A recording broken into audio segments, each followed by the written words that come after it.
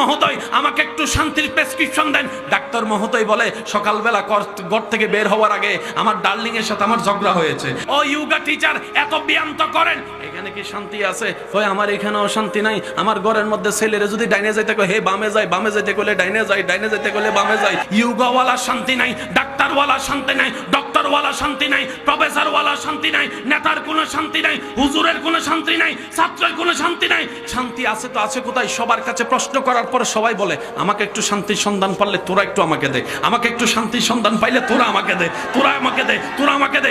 সব জায়গায় ব্যর্থ হয়ে যখন একজন আলেমের শরণাপন্ন হলাম, ওই আলেম আল্লাহওয়ালা বললেন সবকিছু যখন প্রশ্ন উত্তর তুমি পাচ্ছ না, একটা কাজ করো, ওইখানে তুমি প্রশ্ন করো যেখানে সব প্রশ্নের উত্তর পাওয়া যায়, যেখানে সব প্রশ্নের উত্তর পাওয়া যায়, যেখানে সব প্রশ্নের উত্তর পাওয়া যায়। এবার সেই ছাত্র বলল হুজুর এমনও কি কিতাব আছে যেখানে সব প্রশ্নের উত্তর পাওয়া যায়? তখন আলেম ওই আল্লাহওয়ালা জানালে হ্যাঁ হ্যাঁ আছে, এই কিতাব হচ্ছে কালামুল্লাহ কুরআনুল কারীম, কালামুল্লাহ কুরআনুল কারীম, কালামুল্লাহ কুরআনুল কারীম।